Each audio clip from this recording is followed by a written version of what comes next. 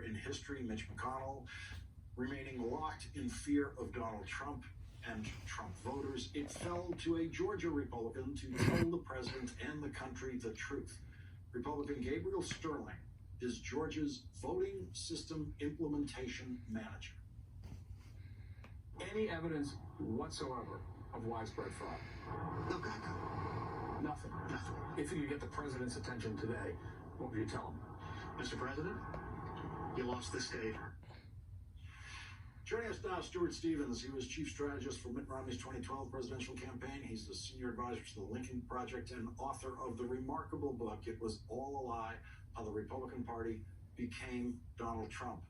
Stuart, to hear Joe Biden say more than several Republican senators have been calling him, desperately afraid that anyone knows that they're calling him, but at the same time, they know they can trust Joe Biden not to out them because he's old school about this stuff. And yet they live in fear of Donald Trump and Trump voters and can't say anything out loud about it. I mean, it's really an extraordinary situation. I finished this book about, a year ago. It's a pretty bleak picture of the Republican Party.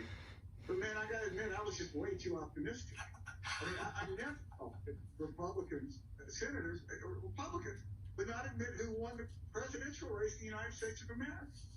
I mean, this is not a close race. It's over 7 million votes. Trump fell under 47% today. I mean, Mitt Romney got 47.2% and lost in 2012. And the fundamental tenet of democracy is that somebody has to be willing to lose. And that's what Republicans are calling in challenging here.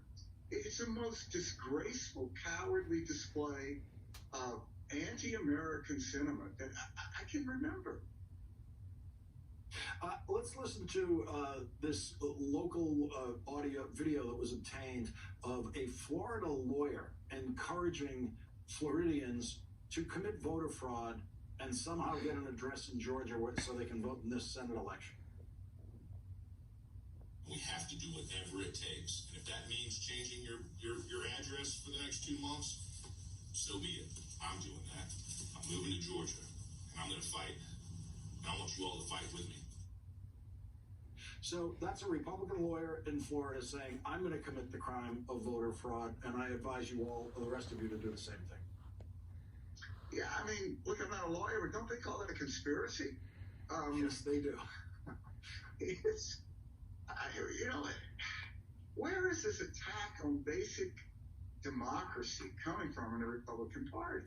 And look, underneath all of this is this deep, deep racism. Because when Donald Trump talks about legal votes, he's really talking about white people's votes.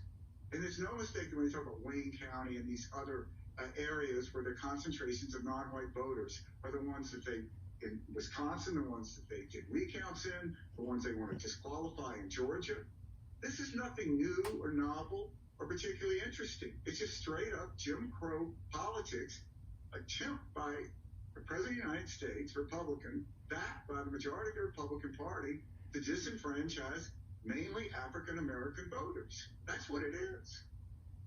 Politico is reporting tonight on something that they say Washington Republicans are opposing Donald Trump, considering preemptively pardoning as many as 20 aides and associates before leaving office, frustrating Republicans who believe that these pardons could backfire.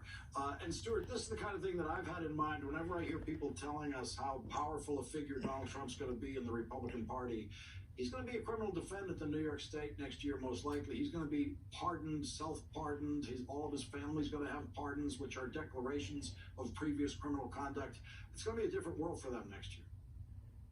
Look, the Trump campaign from the very beginning has been a large criminal enterprise. You've never had a number of campaign managers. It's sort of like the third person in Al-Qaeda. They all seem to get arrested or in jail. This is not an accident. These are people who rose in that organization by their ability to demonstrate to Donald Trump that they had no limits other than serving Donald Trump. They have no moral compass. They have no allegiance to the rule of law. So it's a gang.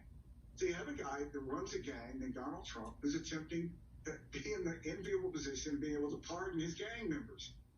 Soprano would have loved that. Stuart Stevens, thank you very much for joining us tonight. Really appreciate it.